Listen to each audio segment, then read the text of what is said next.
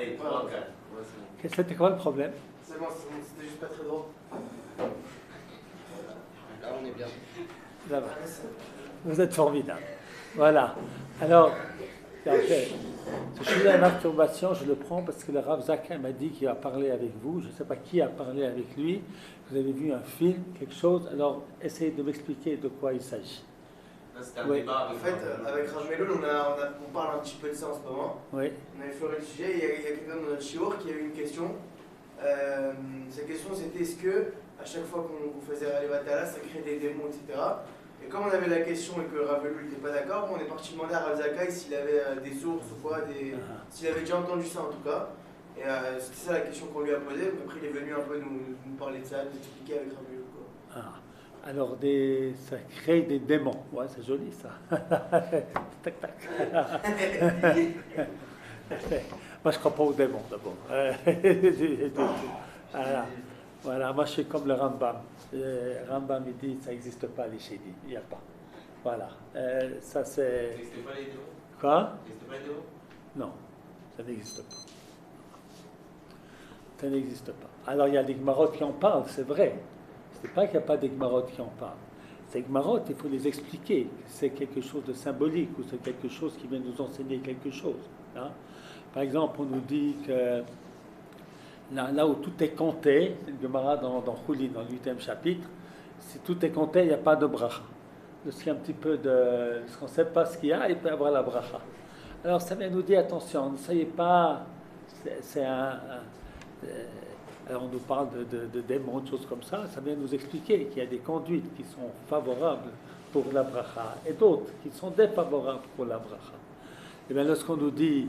Je ne sais pas si vous avez vu ça, mais que ça crée des démons, mais ça vient nous dire que c'est pas bien de le faire. Alors ça c'est numéro...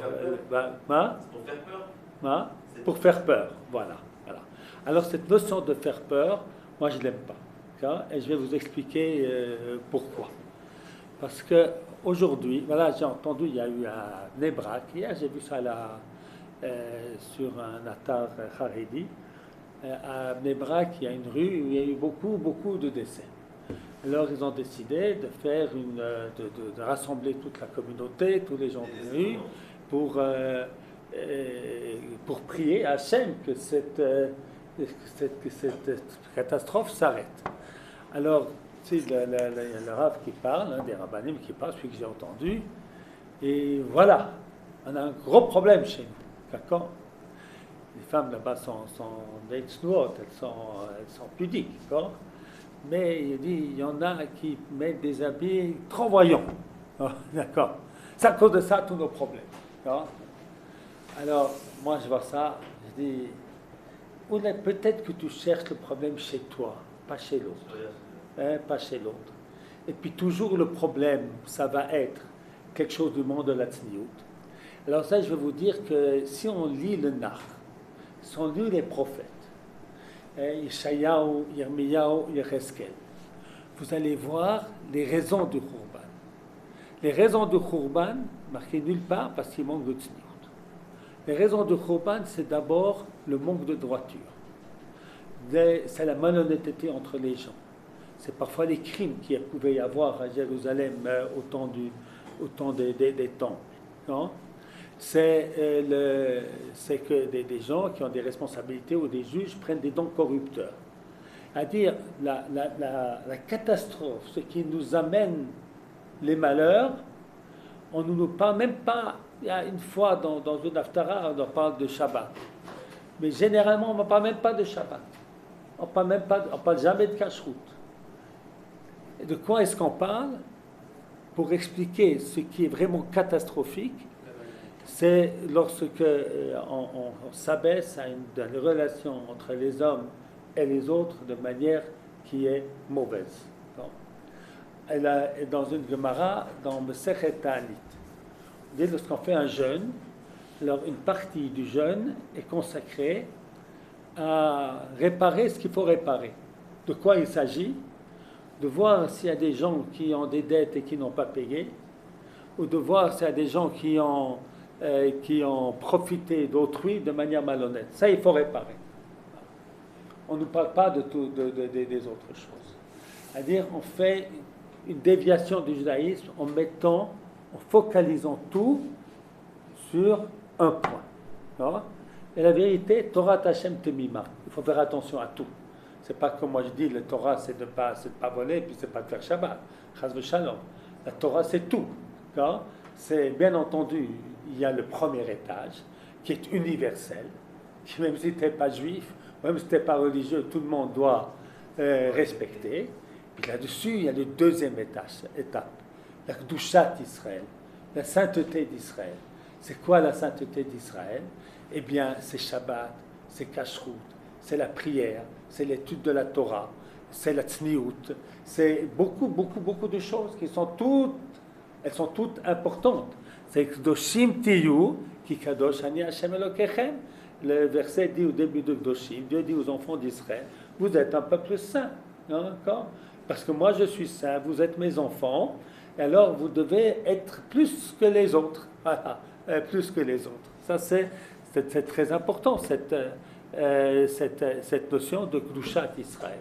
Nous sommes un peuple kadosh. Alors, maintenant, pour venir à la notion de la sexualité et de tout ça, avant de parler de la masturbation, je vais essayer de vous expliquer comment la sexualité est vue dans le judaïsme. C'est très important. La sexualité normale, un homme avec sa femme. De ça que je parle. Comment est-ce qu'on voit ça? D'accord?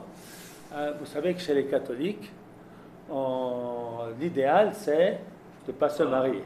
Hein? Pas de rapport, rien du tout. D'accord? Quel est le résultat de tout ça? Il y a plus de rapports qu'il devait y en avoir. Il y a plus de rapports qu'il devait y en avoir. Voilà. D'accord? Eh bien, la Torah, les judaïstes ne voient pas ça du tout comme cela. La sexualité dans un couple, non seulement qu'elle est permise, elle est une mitzvah. Il y a une mitzvah qui est marquée dans la Torah, au début de Parshat Mishpatim, qui nous dit She'erak suta vonata le yigra. Un homme, là, c'est un homme qui s'est marié avec une femme qui était son esclave. Eh bien qu'elle n'a pas de grand yichus, elle ne vient pas d'une famille honorable, eh bien, il ne doit manquer ni à la nourriture qu'il doit lui donner, ni aux vêtements qu'il doit lui donner, ni au rapport intime qu'il doit lui donner. C'est tant que c'est une mitzvah de la Torah. Même qu'on voit dans la Gemara de Ktubot, que si l'un ou l'autre refuse, il y a des sanctions.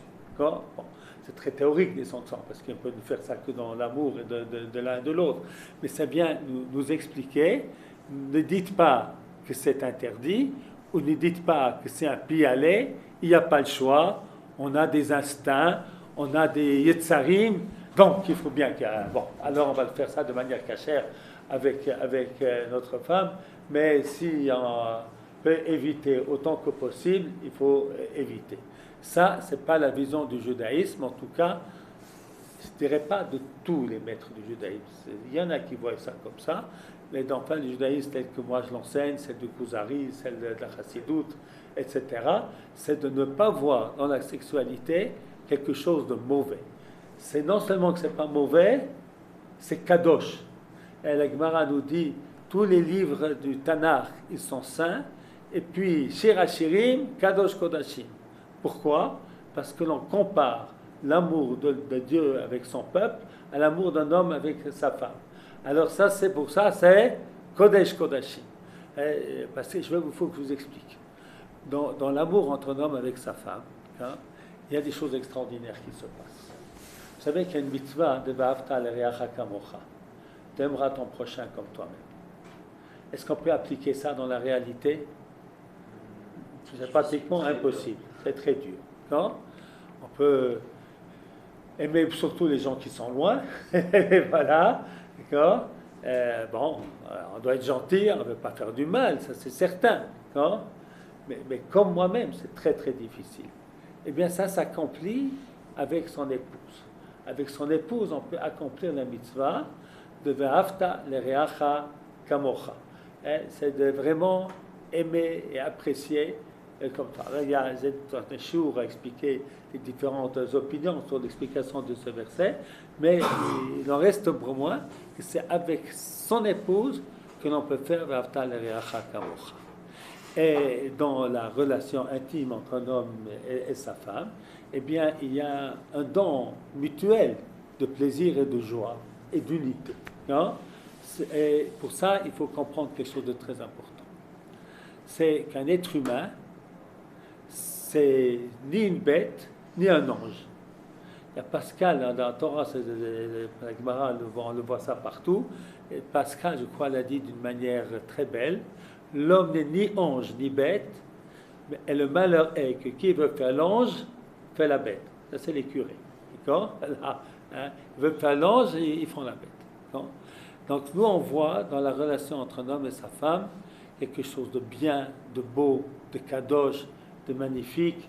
D'accord? Et c'est non seulement que c'est permis, c'est une mitzvah. Hein, c'est une mitzvah. D'accord? Voilà, ça c'est pour exprimer. Maintenant, dans cette mitzvah, d'un homme avec sa femme, il y a beaucoup d'éléments qu'il y a. Le premier élément, c'est effectivement l'amour entre un homme et sa femme. Et le deuxième élément, c'est grâce à ça, grâce à un couple, on peut avoir des enfants. La mitzvah de Pirya ve Rivia. Alors le Rambam, c'est très intéressant, lorsqu'il parle de Melchot Tishut, eh bien, il nous explique qu'il y a que chez tous les êtres humains, eh bien, juifs, pas juifs, les êtres humains, eh bien, les hommes ils cherchent une femme pour vivre ensemble. Et ça, c'est très bien. Maintenant, nous, on s'est ajouté qu'on ne peut être ensemble que si on s'est marié. Non? Voilà, ça c'est la Kedushat Israël. C'est de donner à cette relation naturelle d'un homme avec une femme une leçon de Kedusha. Cette leçon de Kedusha, c'est que on aime une personne et on est fidèle, il y a une fidélité mutuelle entre cet homme et cet homme et son épouse. Au chapitre 15, il parle de la mitzvah de Pirya Virivia, d'avoir des enfants, une mitzvah très importante, mais il n'a pas parlé tout de suite, parce qu'il y a des gens qui pensent, voilà, vous savez, la relation est seulement permise pour avoir des enfants. C'est pas vrai. Combien d'enfants quelqu'un il a 5, 6, là, pas ces relations qui sont permises. D'accord?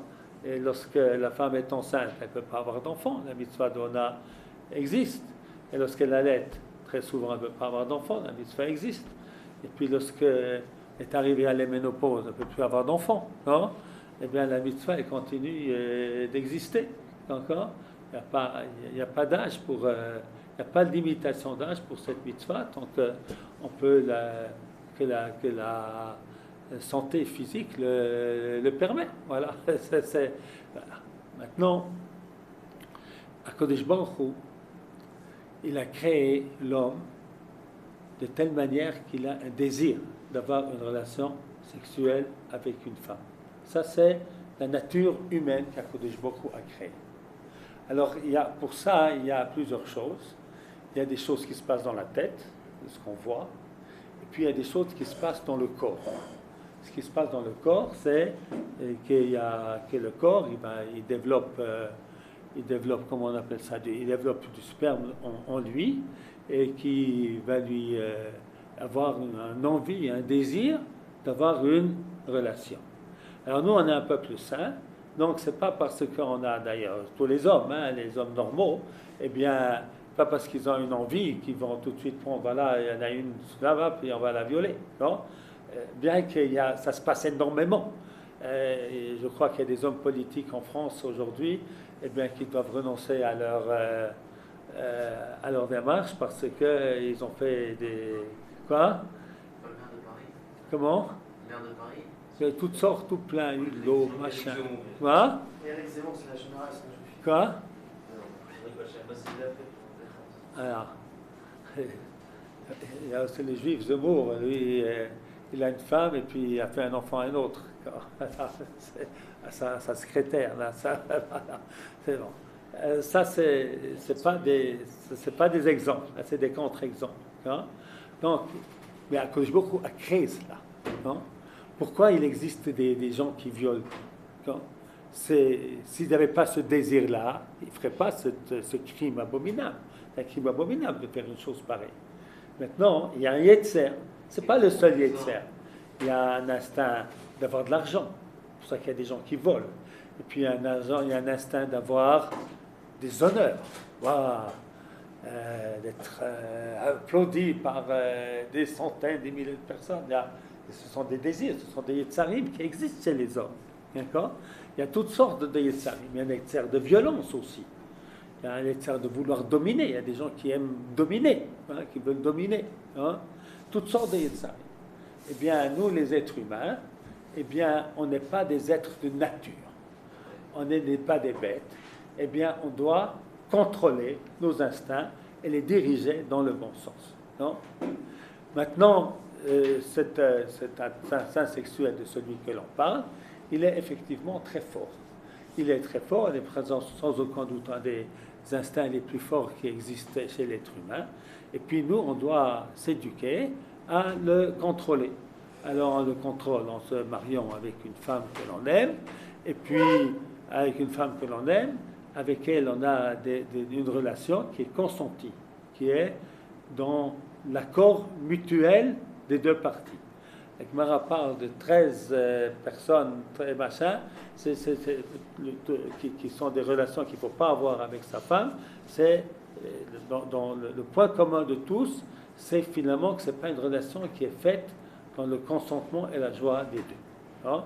C'est en général l'homme qui, voilà, il l'aime plus, mais il a un besoin biologique, voilà, elle n'a pas envie, et puis lui il veut, hop, encore. Là, il y a des viols qui existent aussi au sein du couple. Alors, la Torah nous enseigne, ce n'est pas le chemin à avoir. D'accord? On a cet instinct, il est très fort, c'est vrai, et on doit le contrôler. Non? Alors, on le dirige comment? En se mariant avec une femme que l'on aime, et que la raison du mariage, la première raison n'est pas la sexualité. La première raison, elle est qu'on veut construire quelque chose ensemble, avec quelque chose qui a une complicité entre ces deux êtres. Et puis, et la sexualité fait bien entendu partie du mariage, comme on l'a parlé. Et dans ce cas-là, la sexualité, elle est sainte, elle est kadosh. Maintenant, on va parler de la masturbation. La masturbation est un phénomène très, très, très courant. Non? Pour une raison très simple. C'est que le corps crée du sperme. Et ce sperme, il doit sortir. Non? Il a besoin de sortir. Non? Et puis, il y a aussi des hormones. Aujourd'hui, on est jeunes, 18 ans, 20 ans, on voit des gens pas très bien habillés, ou on regarde sur les sites, sur la télévision, machin, et puis ça crée ça excite, ça excite. Alors, l'Halacha, l'Gemara, dans le Sechet Nida, qui est page Yudbet, qui nous dit que c'est interdit. Hein? Elle dit même des choses très sévères sur celui qui fait cela. Et le Shulchan Aruch dit même une phrase très difficile à comprendre, qui dit que c'est la vera la plus grande, et c'est comme si il est chauffeur d'amis, comme s'il est un assassin. Maintenant, les commentaires, tout de suite sur place, ils ont tout de suite dit, il ne faut pas comprendre ça à la lettre. Il y a un commentaire sur place. Beit Shmuel, Chelkat Mukochogé, dans Eben Haezer. Lav Dafka. Alors, parce qu'alachiquement, alors maintenant, il faut que je vous explique quelque chose. La gravité d'une faute, eh bien, elle dépend de deux choses. Elle dépend, premièrement, quelle est la punition que l'on a sur cette faute-là, d'après la chose. Alors, il y a des choses plus graves, moins graves. Il y a Mishnah dit dans Pirkei Avot, et bezaïr be mitzvah kala que bachamura, qui inata yodea matan scharan shel mitzvot. Fais attention aux mitzvot faciles comme aux mitzvot plus importantes, car tu ne connais pas la récompense des mitzvot. Ça veut dire que comme dans la Torah, ce n'est pas marqué quelle récompense tu as, tu ne peux pas savoir quelle est la mitzvah plus importante, moins importante. Explique le Rambam. Ça, c'est vrai pour les commandements positifs. Mais les commandements négatifs, on sait, C'est pas bien. parce qu'on sait, il y a des commandements négatifs sur lesquels il y a Malkout, et puis il y a ceux qui ont condamnation à mort, et puis il y a 4 niveaux de condamnation à mort, ce qu'il a, serait pas Erekhrene. Donc on peut savoir, par la punition qu'il y a, que la Torah a donnée, quelle est la gravité. Ça c'est numéro 1. Numéro 2, une faute, elle est considérée plutôt une faute de ce que l'on fait exprès pour désobéir à Hachem. C'est ce qui s'appelle Mézid, Yodea et Ribono Vemitkaven Nimrodbo, ou lorsque l'on est shogeg, on ne fait pas exprès, ou qu'on est même anous, on est même contraint. C'est-à-dire que ce n'est pas qu'on veut désobéir. Moi, je veux faire les mitzvot, voilà. Alors, en ce qui concerne la masturbation, quel est l'interdit? Est-ce qu'il y a un interdit négatif de la Torah? Alors, dans le Pshat, et la plupart de ceux qui ont compté les mitzvot, le Rambam qui a compté les mitzvot, le Chinouk qui a compté les mitzvot, il n'y a pas dans la liste des commandements l'interdiction de masturbation. C'est une chose qui est... Moi, à mon avis, c'est de Rabbanan, et je vais apporter la preuve que selon le Shulchan Aruch, c'est de Rabbanan. J'ai écrit un article où j'apporte toutes les opinions, le Sefer Mitzvat Gadol, le Sefer Mitzvat Katan, ceux qui pensent que c'est Minatora, parce qu'il y a un verset dans Parshat Kitetse qui nous dit, dans Parshat Kitetse, que c'est marqué là-bas, qu'il faut s'éloigner de toutes choses mauvaises. Les choses mauvaises, si quelqu'un il a eu un sperme, il doit quitter le Machané. À l'époque, il y avait le Aaron Kodesh, alors il fallait quitter le campement. Quelle question? Machané, c'est le campement. Le campement. On va aller quitter le campement. Il y en a d'autres qui apprennent d'une dracha qui est dans le Sechet Nida, c'est marqué l'otinaf. Alors le pshat de l'otinaf, c'est de ne pas avoir de relations adultériennes. Non? Et puis il y a une dracha dans la Gemara qui est de ne pas se masturber. Voilà comment on voit de ce verset. Mais ce n'est pas le pshat du verset, et ceux qui ont compté les mitzvot n'ont pas marqué cet interdit. Donc si c'est un interdit de la Torah, ce n'est pas un interdit sur lequel il y a un commandement négatif. Donc il n'y a pas malkout, et puis à toute forte raison, il n'y a pas chiyuv, mita, ni skila, ni srefa, ni ereg, ni chenek. C'est-à-dire que de voler, c'est beaucoup plus grave, ne pas respecter ses parents, c'est beaucoup plus grave, etc., etc. Donc, ça, c'est numéro 1. D'accord? Il faut bien comprendre cela. Ensuite, il faut comprendre pourquoi le Zohar a dit que c'est la chose la plus grave. Il faut comprendre pourquoi ils disent ça. Et voilà, puisque ça ne correspond pas. Alors, je vais vous expliquer pourquoi le Zohar dit ça. Alors, ça, c'est numéro 1. Numéro 2, c'est la volonté de faire le mal. Non? Bon, alors d'abord, bien entendu, il y a des natures différentes. Il y a des gens qui, Baruch Hashem, ils ne se masturbent pas, et puis, le sperme doit sortir, ils sont en bonne santé, eh bien, ça sort la nuit avec un rêve, voilà. Un rêve, et puis ça sort, et puis le type, il est calmé. Et puis, il y a d'autres où ça ne sort pas comme ça, et il y a un besoin qui est créé, il n'est pas marié. Dans le temps, on se mariait à l'âge de 16 ans ou 17 ans. Aujourd'hui, on se marie à l'âge de 23 ans, 24 ans. Alors, il y a donc une période très importante de la vie où sexuellement on est mûr. Sexuellement, on est mûr déjà depuis l'âge de 12-13 ans aujourd'hui. C'est devenu encore plus rapide parce qu'avec les progrès de la santé, de la bonne nutrition, etc., le corps des hommes était proche plus qu'avant, d'un côté. Et puis le mariage, il est plus tard. Il est plus tard. Il faut étudier à la yeshiva, il faut faire l'armée, il faut commencer à apprendre un métier. Bon, il y a certaines personnes qui se marient quand même jeunes, et puis ça marche très bien. Il y a d'autres comme fait qui se marient jeunes, ça ne marche pas du tout, et puis il y a des problèmes économiques, etc. Donc dans la pratique, la moyenne chez les religieux, c'est de se marier à 23-24 ans, chez les non-religieux, c'est à 30 ans, enfin voilà. Alors, seulement eux, ils font des bêtises entre-temps, donc ils n'ont pas ce problème. Alors, donc la deuxième raison, c'est que la personne qui se masturbe, parce que ça arrive, c'est pas parce qu'elle veut désobéir à Hachem. Elle aimerait bien ne pas se masturber, mais elle a ce besoin physique, physiologique. Alors, c'est considéré comme shogeg ou même comme anus. Vorachum et chaper avon. On sait que la plupart des garçons le font, parce que c'est pas parce qu'ils sont méchants, c'est pas parce qu'ils sont méchants. Maintenant, comme c'est interdit, il faut essayer d'en faire le moins possible. Alors, comment on fait pour faire le moins possible? Non? Se marier jeune. Il faut se marier jeune, ça c'est très bien, si c'est possible. Et puis, il y a d'autres choses qu'il faut faire. Éviter d'alimenter sur les Sahara. Voilà, tout à fait. Le numéro un, c'est de mettre comment on appelle, un filtre sur l'ordinateur, sur le portable. Ça, c'est le numéro un. Puis le numéro 2, c'est de remplir sa vie de choses positives. Hein? Quand c'est que ça arrive le plus, parce qu'on est à la maison, devant la télévision, avec un petit peu de chips, et puis on regarde n'importe quoi. Non? Et puis alors là, le Yetzer, eh bien, voilà. Il est refait. Quoi? Il est refait. Voilà.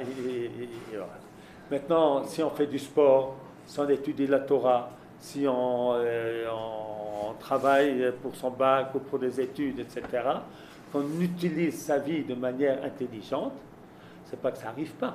Ça arrive moins. Non? On ne peut pas demander à tout le monde que ça n'arrive pas, parce que la nature ne le permet pas pour beaucoup de personnes. Mais c'est ça la Gdusha. Hein? La Gdusha, c'est de faire ce que tu peux pour éviter d'être pas... parce qu'il y a des gens ensuite qui deviennent aussi, comment est-ce qu'on appelle ça, mordus à ça, qui deviennent, voilà, accros, d'accord? Ça, c'est pas bien, c'est horrible, c'est pas bien pour eux, c'est pas bien, ils vivent pas, ils ne pensent qu'à ça, non? Maintenant, moi je pense aussi que de trop parler de l'interdit, eh bien c'est quelque chose qui est malsain. Pourquoi?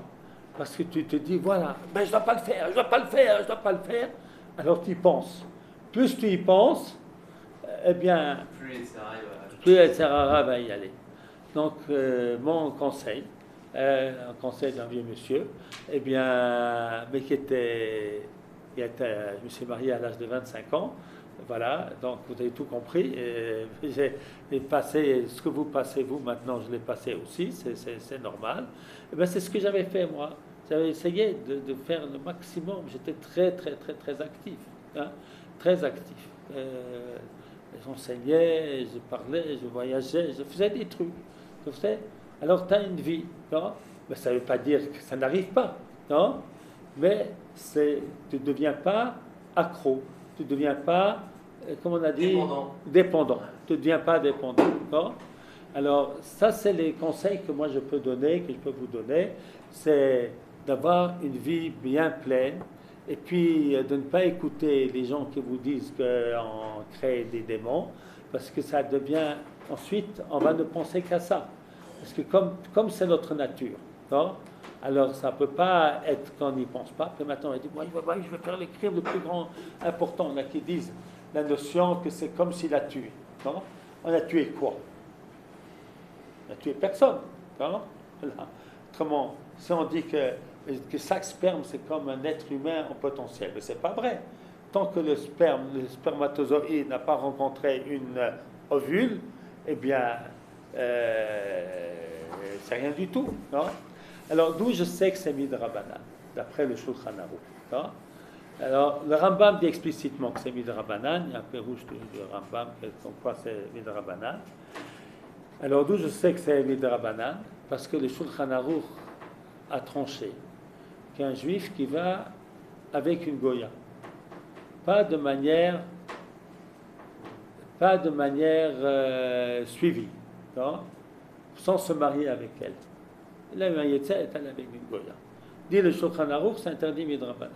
Hein? C'est pas interdit, mais la Torah dit lotitraten ba.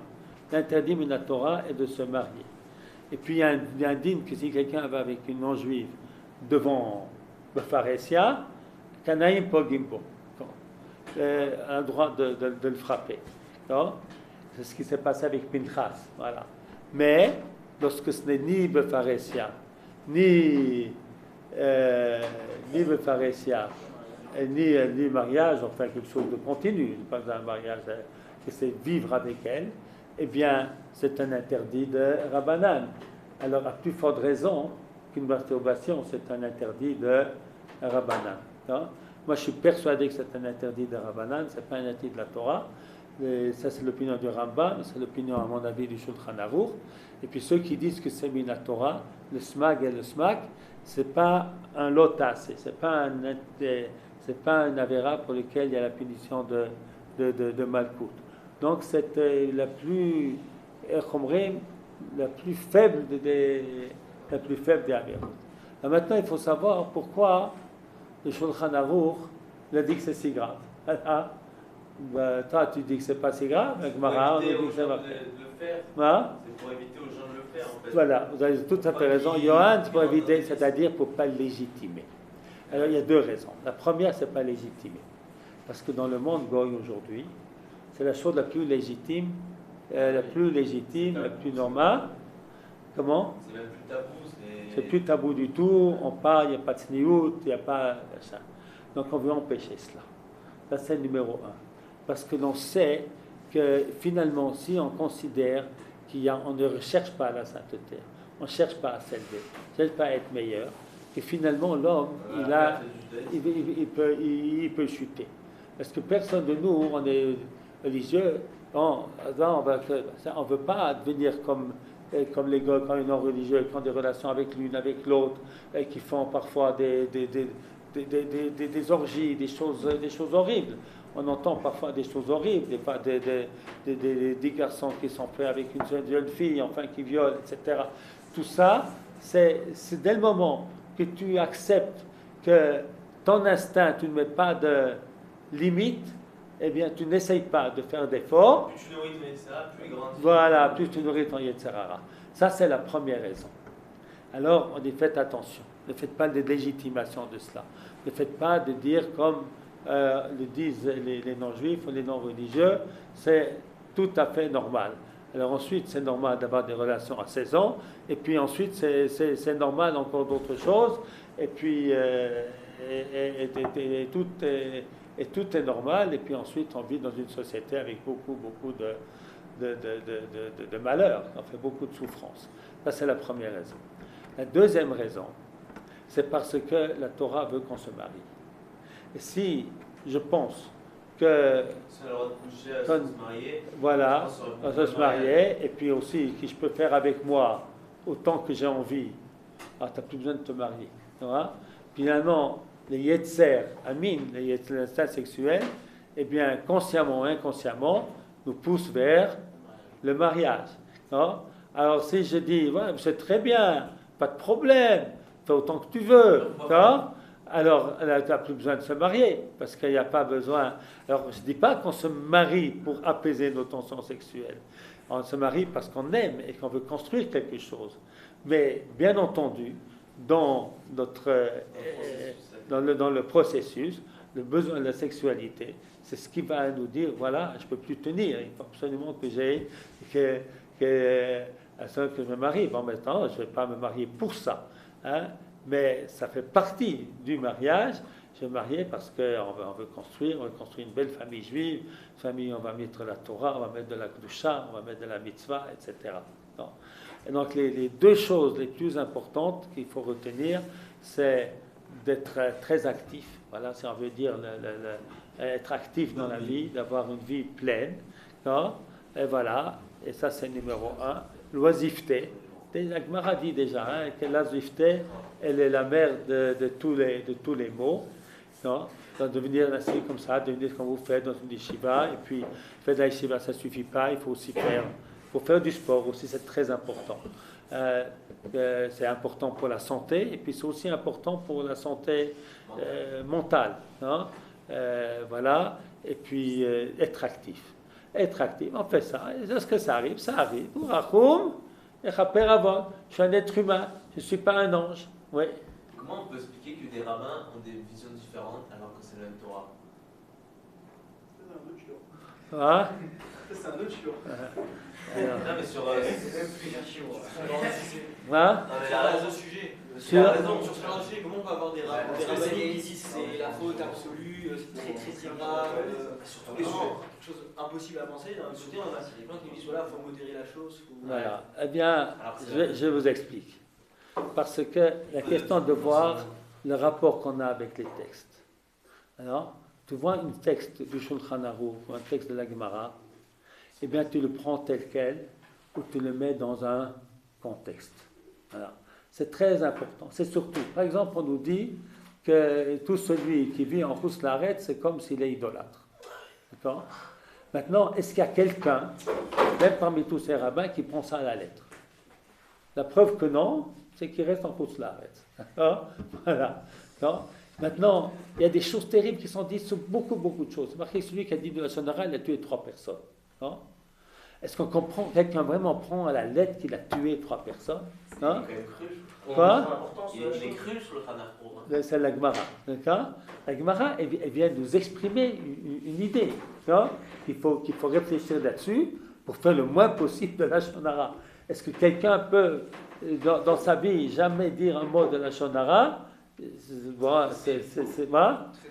En tout cas, c'est un effort à faire. Non? Maintenant, si on l'a fait, est-ce qu'on va se dire, moi, je suis un assassin, je vais aller à la mikvé 10 fois pour essayer de me faire pardonner, ou d'aller dans la neige, me mouler dans la neige pour me faire pardonner? C'est pas comme ça, c'est pas la réalité. D'accord? Et puis, la Gemara nous dit que celui qui travaille au noir, celui qui ne respecte pas les lois de l'État, c'est considéré comme s'il a fait l'issour de voler Minatora. C'est assourd de travailler au black. Oui. Bah oui. Parce que tu vois l'État. Même à notre âge. Quoi? Même à notre âge. Oui.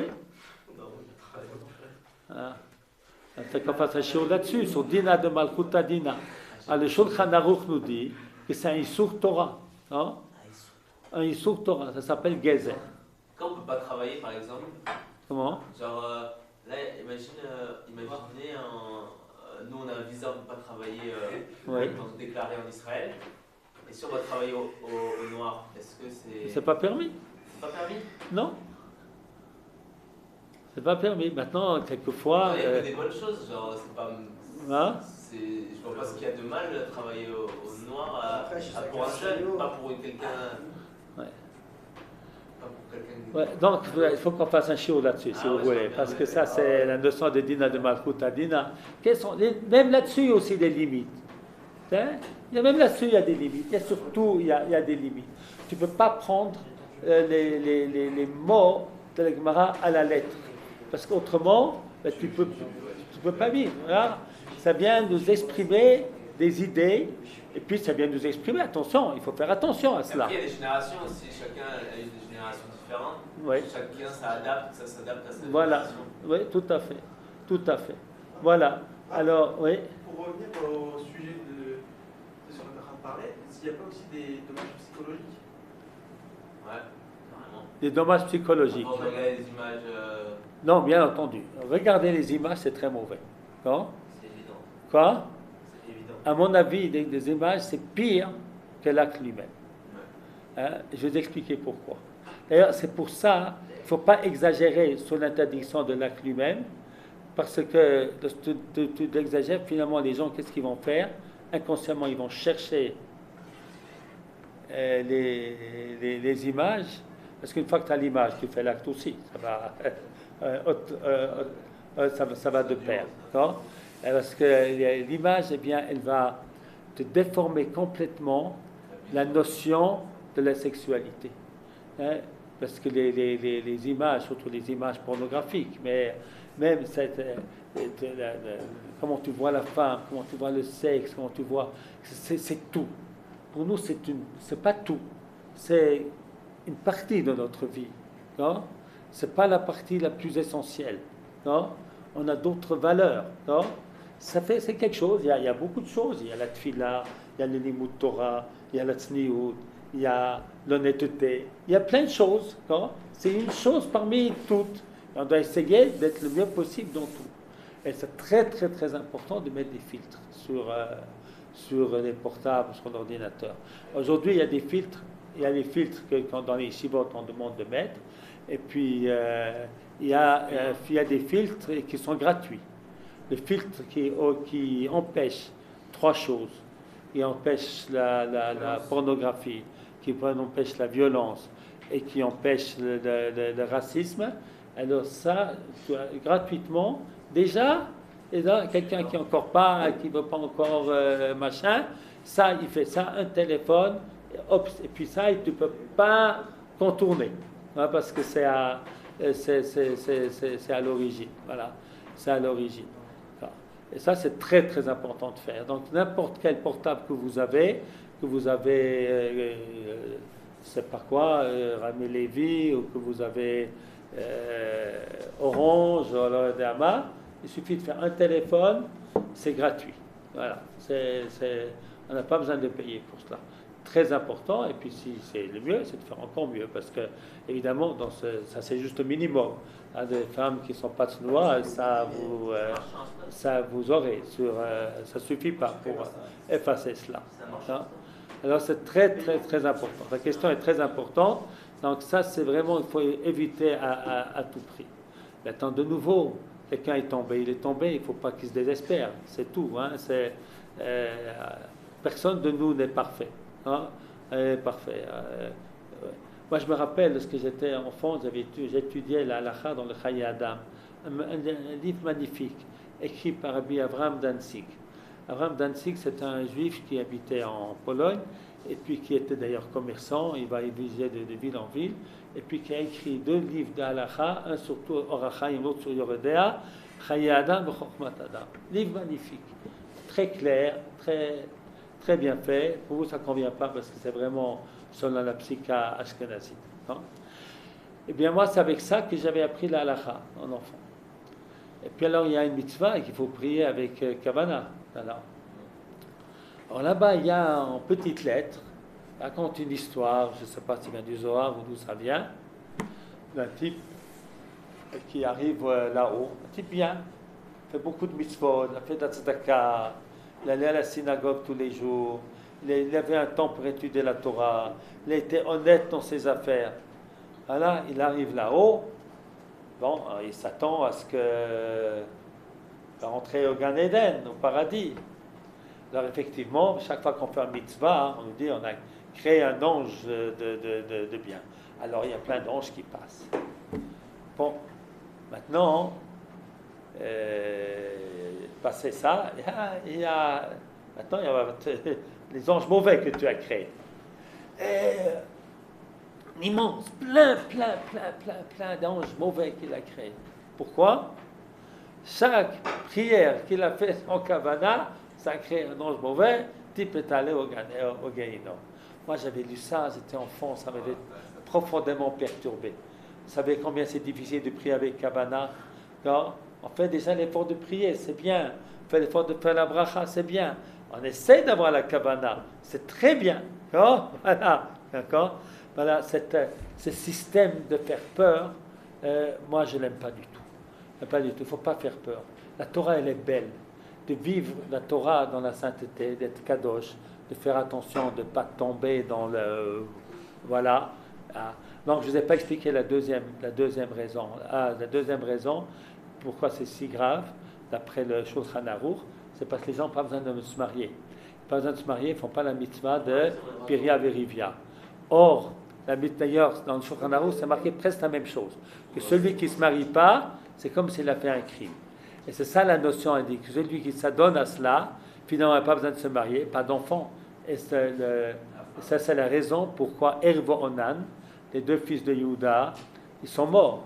Parce qu'ils ne voulaient pas que leur femme devienne enceinte. L'un parce qu'il ne voulait pas qu'elle devienne moins belle, et l'autre parce que c'était considéré comme les enfants de son frère. Hein? Donc tu vois que la Torah considère comme chose de très grave de ne pas créer une famille. Donc il faut Bezrat Hashem, d'aller créer des familles. Hein? Quand on est enceinte, on devient mon belle. Moi, j'en sais rien, mais c'est comme ça que... il a comme ça qu'il a pensé. C'est vrai, quand c'est un garçon, elle devient très belle. Quoi? Quand c'est un garçon, elle devient belle, et quand c'est une fille, la fille, elle prend la beauté de sa mère. Donc la mère, elle perd un peu. Moi, je trouve. Voilà. Voilà. Alors, non, regarde, il faut... Parce que... Donc, qu'est-ce qui se passait chez Er? Pour lui, tout était la beauté, tout était la matière, tout était le sexe. Non? Il n'a rien compris à sa vie. Parce que ça, ce n'est qu'une partie. Ce n'est pas l'essence. Non? Parce que, vous voyez, si c'est tout, admettons que quelqu'un il est marié, puis sa femme, elle tombe malade. Non? Il ne peut pas avoir de rapport avec elle. Mais il va la jeter. Non? Non. Parce que l'amour est plus fort. Le vrai amour. L'amour qui est parce qu'on est ensemble, on construit quelque chose ensemble, alors on comprend qu'il y a des moments où c'est pas possible. Non? C'est pas possible. Et puis, vous, Rachoum, voilà, Baruch Hashem. Et c'est pour ça que l'amour, c'est quelque chose de tellement important, parce que ça nous permet d'avoir des relations bigdoucha, et ça nous apprend aussi, il y a des moments où les relations sont interdites, de ne pas devenir bête. Voilà. Hein? L'homme n'est ni bête ni ange. Alors on n'est pas des anges, mais on n'est pas des bêtes non plus. Il ne faut pas être bête. Et c'est ça ce qu'avait vu le Shulchan Aruch, le Zohar HaKadosh, que ceux qui légitiment cette chose-là, eh bien finalement, ils laissent tout à l'instinct. J'ai tout compris? Voilà. Allez. Merci beaucoup, Rav.